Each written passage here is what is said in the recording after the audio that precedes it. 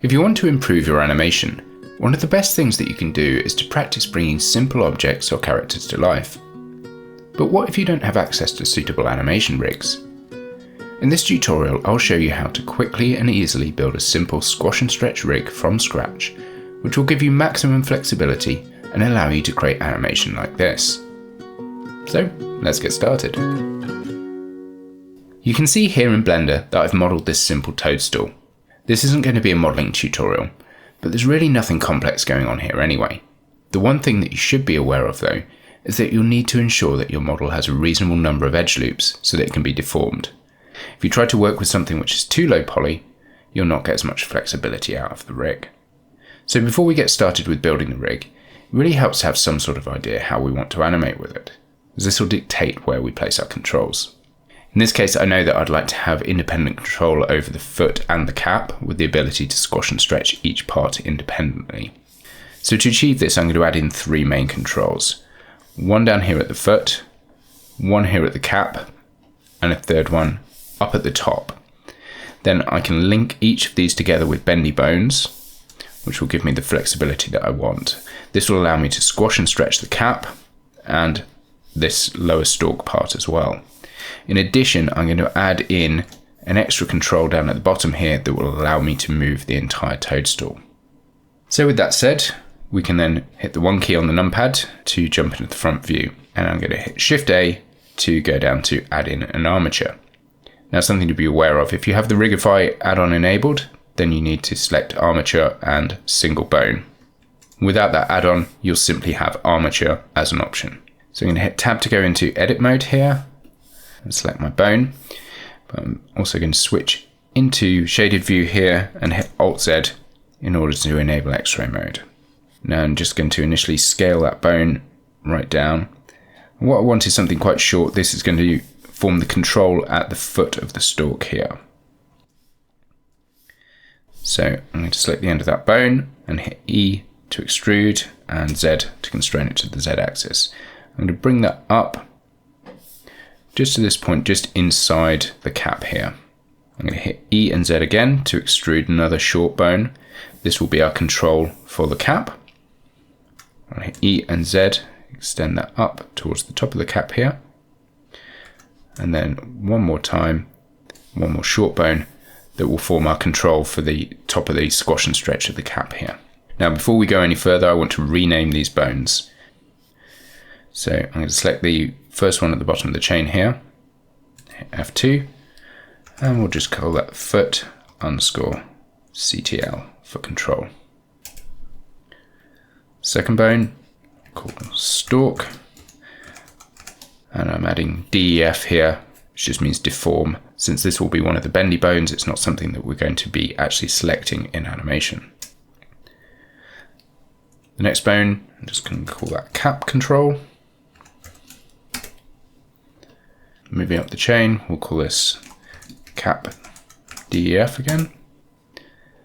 And the final bone in the chain, we can call that one cap stretch with CTL at the end for control. And it's really important to name your bones as you go, because it makes life so much easier when it comes to adding constraints and understanding which bone is affecting the weights of the character. Now, I've already mentioned that we're going to make use of bendy bones for this character. And to do that, we need to head over to the properties panel to the armature tab here. And under viewport display, change this from octahedral to B-bone. Now you can see these are all quite wide at the moment here. So what I'm going to do is hit A to select everything. And then we can make use of this shortcut, Shift Control Alt and S, and that will allow us to scale these bendy bones in. So I'll scale them fairly narrow, and I'm actually just going to again use the same shortcut to scale out each of my controls. Just makes them easier to distinguish. Just going to change my transform pivot point here from 3D cursor to individual origins. Just makes life a bit easier. Now if we hit Control Tab, we can go into pose mode. And just want to show you here that if we would select this cap control, I can rotate it, and that will allow me to rotate the upper part of the chain here. But if I try to move this around, I can't. And I want to get full flexibility here in the rig to be able to move this bone separate to the others, rather than simply having this hierarchy that we've got defined here at the moment. So I'm just going to hit Tab to go back into edit mode here. And I'm going to select this bone and hit Alt P and clear the parent. This will detach it from the bone beneath it, but we still want this bone below to stretch and follow this control bone. So to do that, I'm going to select this long bone here. I'm going to hit Control Tab and go back into pose mode again, because what we want to do is add a bone constraint here. So in the bone constraints tab, we can select stretch 2, and as our target we can pick our armature here, and then within the bones we want to select our cap control. This is why we named all of our bones earlier. It just makes life so much easier when it comes to selecting which bones we want to use. So now if I select this cap control bone here and move it, you can see that our bone below squashes and stretches to move to meet it. Just right clicking there to cancel that move. And we want to do the same with this chain up above. So again, we just need to head back into edit mode to unparent that control at the top there. Select this bone, head back into pose mode, and again add a bone constraint, stretch 2. We want our armature, and in this case we want the cap stretch control. So again, we can test that out just by moving that bone, and you'll see if we go down to the foot control here, we can move that independently as well. But what I really want when I'm moving this control is to have this cap control follow along. So we want to parent these two together. So I'm just going to head back into edit mode, and with this top control selected here, I'm just going to shift select my cap control and hit Control P with keep offset. That will parent it together. So again, if we go into pose mode, I can move this control around and the whole cap will move together as one as I translate or rotate it, but I still have the ability to squash and stretch the cap separately. Now at the moment, as we're moving these controls around, we have a very linear fall off here because these bendy bones don't have any segments to them at the moment. So we can control that by going onto the bone tab here, and under the bendy bones segments we can increase that. So I'll go for something like 5 segments here, maybe 6 at the bottom. And now if I select these controls and move them, you'll see that we get a more bendy fall off here. But there's still a couple of other things that we need to do to these bendy bones. So I'm just going to head back into edit mode here, and under the bendy bones section here, we want to scroll down to this start and end handle. So our start handle is the one down at the bottom here. I'm going to change the mode to absolute, and for the bone I want to select my foot control. For the end handle, again we'll change the mode to absolute, and we want our cap control. I'm going to do the same for the other bone here. I'm going to change the start handle in this case to the cap control, and again for the end handle change to absolute and choose the cap stretch control. This should mean once we go into pose mode, once we start to rotate these controls, you'll see we're getting a nice bend in there. So that's all working quite well. You can see we're getting some squash and stretch as we move these controls around.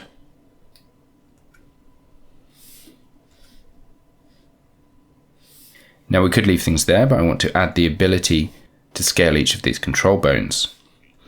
At the moment, if I scale that bone, you can see nothing happens to this chain here. Whereas if I scale that bone, we have a uniform effect on everything above it. So we can change the behavior by selecting the bendy bone here, and under these start and end handles, we can add in scaling. So in this case, I want to enable X and Z scaling. Because if I enable my gizmos here, you can see that our Y direction is currently pointing up for each of these bones, and we want to scale on the X and Z axes. So I'll enable that for both of the start and end handles, and select this bendy bone below and do the same thing here, enabling X and Z scaling in both cases. So you can see here, if I scale this bone at the top, we get this nice fall off down the chain. If I scale the bone at the bottom, we get this fall off. As I scale this out, it quite quickly grows a lot wider than this lower control, which is a very different effect to what we're getting up above here. Now the reason for this is we have what's called a double transform. So by scaling this control at the bottom here, because this bone is a child of it, it's inheriting the scale of this bone as well as adding scale in because we've enabled these options.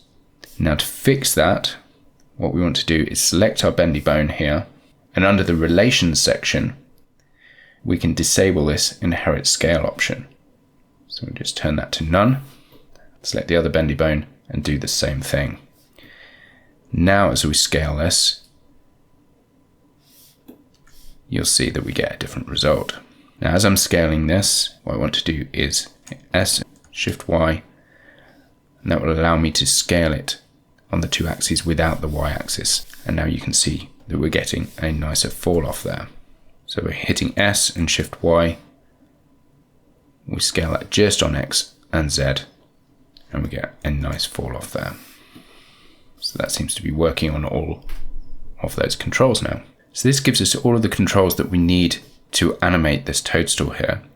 But I also want to add some additional controls that will allow us to position the toadstool within the scene. So I'm just going to head back into edit mode here and then hit Shift A to add in another bone. I'm going to select that and scale the whole thing down, and we'll rename that to master control. And I'm actually just going to duplicate that, right click to disable the move, and just scale it up a little bit more. And I'm going to hold Shift Control Alt and S to scale it out a bit more as well. And then I'm going to call this global control. So this global control will become the main control for the entire hierarchy. So we already have our top control here, the cap stretch control, following our cap control. What we want is our cap control and our foot control to follow this master control. So I'm going to select my foot control here.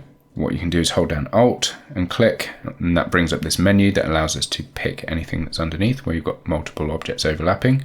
So I'm selecting my foot control, I'll shift select that cap control, and then hold down Shift and Alt, and select my master control. So with the master control selected last, that allows us to parent the other controls to it. So I can just hit Control and P and keep offset. Now with the master control on its own selected, I'll shift select this global control and again hit Control P with keep offset.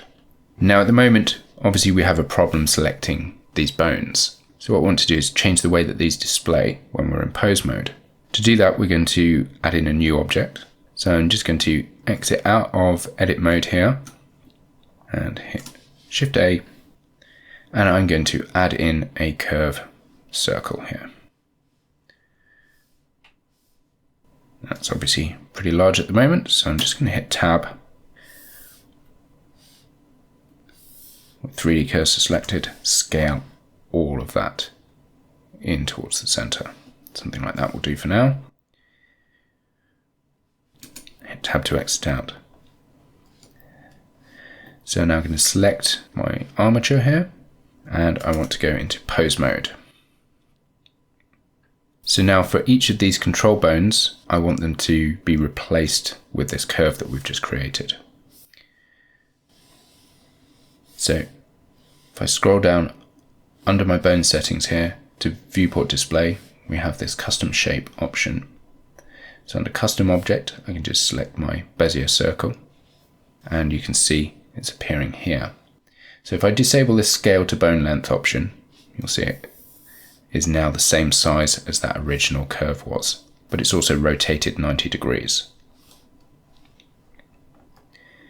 Now we can go in and fix the rotation issue here, but what I'm actually going to do is just head back to object mode, select that original curve, hit Tab, and now with all the vertices selected, rotate them 90 degrees around the x-axis, and hit tab to exit. And you see this is now our curve, and that is our control object. So what I'm going to do with this Bezier circle, I'm just going to hit F2. Let's just rename this to Gizmo, and I can now hide that object as well. So I'm going to select my armature again, Control Tab to go into pose mode, and we'll do the same for the other control objects. So this master control here, under the custom shape, select our gizmo again. We can disable the scale to bone length, but we don't want it overlapping with the other control.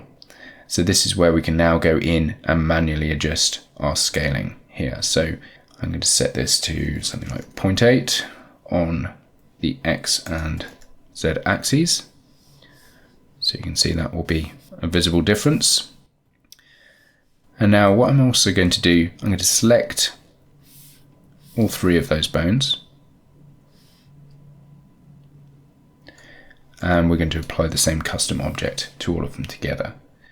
So in this case, I want to select the gizmo, but I want to hold down Alt as I select the gizmo. That will ensure that it's applied to all three of those controls together. And again, holding down Alt, I'll disable scale to bone length. We can then adjust our scale values. So initially I'm just going to set this to something like 0.7, hold down Alt and hit Enter. Let's do the same for the Z axis, 0.7, Alt and Enter to do all three together. I think the foot control we're actually going to take smaller, so I'm going to take this down to 0.5. Obviously our cap control we don't want to be hidden inside the toadstool, so I actually want to take that probably up to something like 1.1, a bit higher. So 1.2 should allow us to see that outside. And the stretch control looks okay. We can obviously hit Alt-Z to disable our X-ray mode. I just want to head back into object mode, Alt-Z to disable it there as well. So I think heading back into pose mode, I'm just going to make this top control slightly larger here. Let's take that up to 0.8, just to ensure that we can see that whether or not we have X-ray mode on or not. So now we can see all of our controls and select them easily. Now there are a few other things that we need to do before we finalize our rig here. Obviously, whilst we're animating, we don't need to see these bones, but we will want to see what they're doing while we're setting everything else up. So what I want to do is select these two, and we're going to create a bone collection that allows us to disable them easily. So under the Armature tab here, we have the bone collection section. By default, we will have this one collection set up, which has all of the bones within it. I'm just going to remove that. And with these two selected, I'm going to add in a new collection. I'm going to rename that to Deform and assign the two bones to it.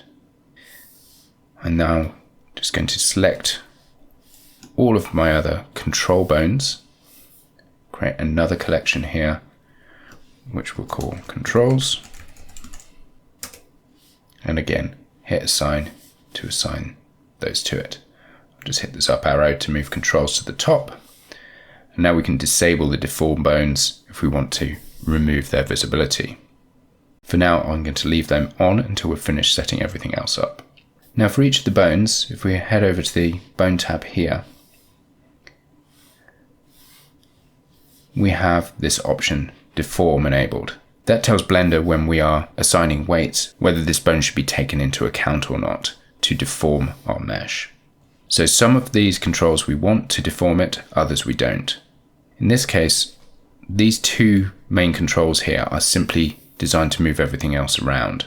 So I'm going to select both of them, hold down Alt and uncheck this deform option. So you can see that's applied that to both of these bones. Our foot bone, cap control and cap stretch, we do actually want to deform as well as these bendy bones. So we'll leave them with the deform option on. The other thing that I'd like to do is to change my rotation orders here. So by default, Blender creates bones with this quaternion rotation order. This means that we end up with this W rotation channel in addition to the X, Y, and Z channels. Now I'm not going to go into depth about quaternion rotations in this tutorial, but for animation purposes, they're actually extremely difficult to control within the graph editor. So what I want to do is select all of my control objects here, and I'm going to change the rotation order. And what I want to do is to change it to X, Z, Y Euler. So I'm going to hold down Alt and click on that option. Now again, I'm not going to go into the difference between all of these different rotation orders in this tutorial, but because of the orientation of our bones with the Y-axis pointing up, we simply want to make sure that the Y-axis is not the center option here. So X, Y, Z would not be a good choice for us. This is a topic which I can go into in more detail in a future tutorial, but for now, this should give us a good result. So I'm just going to check that we have that applied to all of our controls here, which we do. And our rig should now be good to go. Obviously, to test it out properly, we're going to have to use it to deform our mesh. So to do that, I'm going to head back into object mode. I'm just going to rename my armature here. So we can call this toadstool rig. Then I'm going to select my cap object here. Shift select my armature and hit Control P. And we are going to go down to Armature Deform with automatic weights. I'll do the same for the stalk. Select the stalk, shift select my armature, Control P, automatic weights. So now we can select our armature and head into pose mode. So now if I select this control here, we can see we are getting some nice squash and stretch. Then shape to our character there. Just going to change to individual origins here so I can rotate the cap. So that's all looking good. And then I'll select the top of the cap here, and I'm getting a slightly wonky deformation there. But one thing that we haven't done, which we should do, I'm just going to reset that, is head back to object mode and select my geometry and head to the modifiers tab, because our armature modifier here should be placed above this subdivision modifier that we have on the object. So I'm going to do that for both of the meshes there. And let's head back into pose mode again. So we're getting some squash and stretch there, but as I move to extremes, we're not getting quite so much shearing. So that's leading to a better result there. We can move our foot independently. So that's all working fairly well. There is some potential to improve the weights here. You can see as I squash and stretch this, we're getting some movement of the foot below the ground there, which I don't really want. So to do that, I'm just going to head back to the object mode, select my armature and shift select my stalk here. Then we can hit Control Tab and jump into weight paint mode. So what I want to do is hit Shift and Control and click on that bone that defines the foot, and you can see that the influence is just right down in the middle at the bottom there. So I want to expand that out so that we've got a bit more red showing here, which shows more influence from that bone. So what I want to do is ensure that I have X symmetry enabled here, and under options, auto normalize. This will be off by default, but having auto normalize ensures that the weights are evenly distributed between the different bones. So with those options enabled, I can just start painting in. Here we have a strength of 1 up at the top here. So that is adding in additional weight to this foot control. Now what I'm going to do is I'm going to bring this all the way around the foot area at the bottom here. And then once we've done that, I'm just going to go up to the weights menu here, and we've got a smooth option. So I'm going to hit smooth, and you can see that's given us a bit more fall off on the edge there. And you can hit Shift R and that will repeat the action. So I'm going to do that a couple of times just to get a smoother fall off on the bottom here. So if we go back into object mode, I'm going to select my armature again and then head into pose mode, and then we can see how this is working. So if I now squash and stretch the body, that foot is staying more stuck to the ground.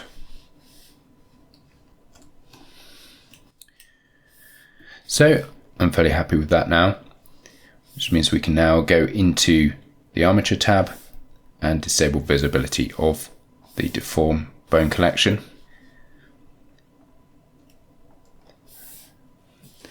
Now we have a completed rig for our little toadstool character. So we can now move the entire character in space with either the master control or global control. We have a foot control, which allows us to move the base of the stalk. We can move this cap control, and we can squash and stretch the cap of the character as well.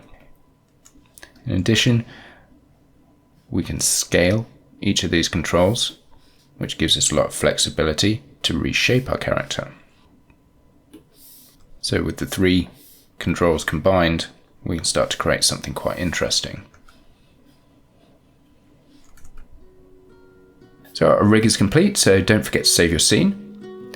And there you have it. You're now ready to start animating your own simple squashy stretchy characters. Thanks for watching through to the end, and if you'd like to learn exactly how I create animation like this, consider subscribing because I'll be sharing a series of tutorials which will guide you through the full process.